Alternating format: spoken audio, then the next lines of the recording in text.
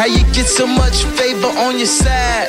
Accept the measure, Lord and Savior, I replied. What's going on, guys? Welcome back to the channel. This is Just Another Critic. As always, we go ahead and recap the most previous week of college football, get into my biggest takeaways from that week. This particular week, week 14, last week of the regular season for college football.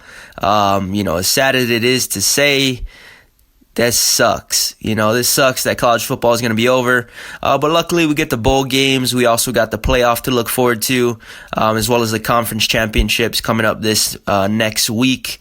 As far as this past week goes, my two upset alert pick matchups that I had selected was first the Oklahoma game versus Oklahoma State. I thought Oklahoma State played good early on. They just really couldn't hold on from a scoring perspective.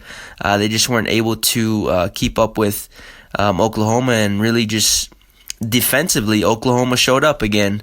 So we've seen this from Oklahoma early on in the season. It just hasn't been a consistent card that they've been able to pull. The second upset alert pick I had was the Auburn-Alabama game. In my predictions and analysis of that game, pretty much, really, I saw it more of a defensive battle, simply because really there isn't a lot of trust in Bo Nix's production, and in reality, he didn't really give them a lot of production in this game. He had his moments as usual, like I thought he would, playing at home in his comfort zone, but in particular, what kept him in the game was the special teams return, 2 pick sixes. Overall, the defense, I believe, scored more touchdowns than Bo Nix, or tied up with him at 2 touchdowns apiece. But yeah, great game, high-scoring game, a lot high-scoring than I thought it would. I had Auburn winning 24-20, eventually ended up winning 48-45. Obviously, the controversial call at the half where Auburn was able to kick that field goal with 1 second left. But a lot of crap to be dissected. But with that being said, I think Alabama is still very competitive, but I'm at the same time I'm very happy because I want to see a new team in the playoff, and that's going to come down to whether or not Utah can beat Oregon, whether or not Oklahoma or Baylor, the winner of that game, possibly gets in. But most likely Utah will be right on the bubble and has the first chance to get in if they're able to beat Oregon. That is barring whether or not Georgia is able to beat LSU, because I do think Georgia has the personnel. They have a great matchup, and they have the guys to be able to slow down LSU.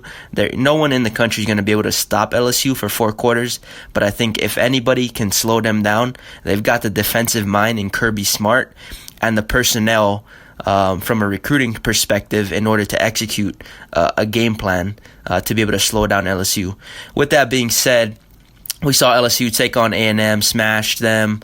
Ohio State, another team in one of my predictions. I had Ohio State winning that game 34-13. But Michigan, man, they were able to put in some good work. I was very surprised by Shea Patterson early on. He had a phenomenal game. And honestly, if you look into the second half and kind of analyze it and break it down, he also played very well, but had some big-time drops from his receivers. He also had that fumble, though. We saw glimpses of the old Shea Patterson, but really we saw a lot of good stuff from him overall. Super impressive game for the most part. Defense of Michigan just wasn't able to slow down Ohio State once they started getting going and got into rhythm, even after Justin Fields had a little minor injury, came back on the field and threw a big-time bomb.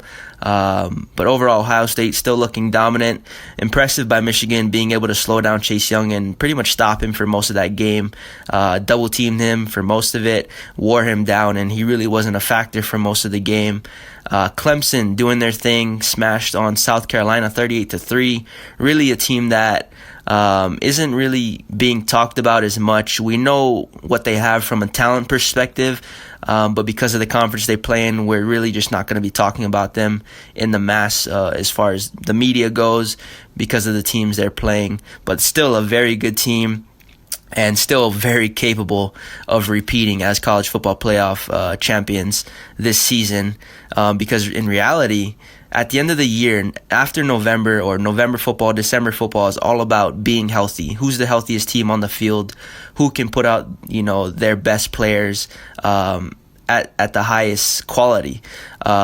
and that really isn't going to be the case for most teams playing in the Big Ten or the LSU, or the SEC, because they're just playing tougher opponents on the week-to-week basis, and that type of stuff is just a battle of attrition, right? Who can stay the healthiest, as I mentioned. And so Clemson right now, they're probably the healthiest team in the country, with some of the most talented players in the country. And then you have teams like Ohio State, LSU, and Georgia, who have been battling on a week-to-week basis for the most part. I know Ohio State's been dominant, so they've been able to rest more of their guys, but teams like LSU, Georgia, and some of those other teams in these conferences are having to battle on a week-to-week basis, and we've seen that take a toll on their teams, on their players, and that's something to keep an eye out once we get into college football playoff, the actual play of those games, the semifinals. But with that being said, rivalry week, it was really good. Utah blew out Colorado. As I talked about, Oklahoma was able to get a win over Oklahoma State. Florida smashed and beat up on their little brother in Florida State. Baylor, they went ahead and beat up on Kansas 61-6, and we didn't see that a lot from them early on the season. We saw them win games convincingly, but the obvious reason for this big-time blowout is they're trying to make a statement to the committee that, we still deserve that spot. We're able to beat Oklahoma. We're able to dominate Oklahoma. We've shown that, and now they're trying to do everything they can to put themselves in that conversation. They're going to have another chance and another shot against Oklahoma. If they're able to win that game, depending on how the Utah game goes, they may have a chance to get that last spot. But like I said, it's all going to depend on how Georgia does against LSU. And if they lose that game, all they need, well, it's honestly not going to be as easy as many people think. A lot of people think LSU is just going to run through this Georgia team. But as I said earlier, they've got the personnel, they've got the coaching. With that being said, keeping it moving, Alabama, I'm not too sure what bowl game they're projected to go to at this point, but I think this might be a good thing for them, to really sit this year out of the playoff picture. I think it'll be a good reset for Nick Saban. They really got to get healthy. We know how much injuries they've had this season, and that's been a big reason and a big part why they haven't been, as solid on defense, and why they haven't been able to really compete at the highest level on defense, because of a lot of the injuries, a lot of the leadership that they lost on this team throughout the season and even in the preseason. With that being said, Wisconsin took on Minnesota, battle for the axe in Minneapolis. A lot of people had Minnesota picked to win this game at home. I had Wisconsin winning 34-30. I really expected Minnesota's offense to show and execute on a higher level, but Wisconsin's defense, like I talked about in my predictions, I saw a higher ceiling for the Wisconsin defense than I did for the Minnesota defense, along with the vulnerabilities that came with the Minnesota defense that I had talked about in previous weeks leading up to this game. Wisconsin dominated, beat the Gophers 38-17, brought the Axe back to Madison. A really great game, dominant performance. And then we're going to see Wisconsin take on Ohio State in the Big Ten Championship this coming week. Outside of that, as far as any other teams in playoff contention, pretty much covered those guys. We talked about the group of five earlier, not last week. Last week I was in Wisconsin, so I wasn't able to do my takeaways, but the week before that, Memphis, I kind of touched on them, and I thought they were the best team in the group of five, and they are continuing to prove that on a week-to-week basis. They were able to beat Cincinnati pretty convincingly. Cincinnati got a late touchdown, but the final score 34-24. Memphis, I do think they will get the not the final spot, but they're going to get the New York Six bowl berth, and should be exciting to see what they're able to do. Of course, they've got to beat Cincinnati again in the AAC championship, so we'll see how that plays out.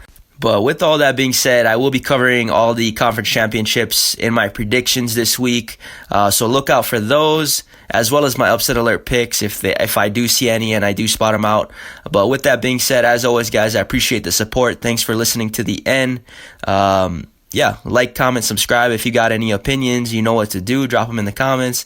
Hit me up on social media, Instagram, all that good stuff. All the links in the description if you want to listen to the podcast or check out the YouTube channel. With all that, as I've said about 2-3 times. This is just another critic. Hope you guys have a great rest of your day, evening, or night. Signing off. Peace. His light shine the brightest in the dark. Single mothers know they get my heart.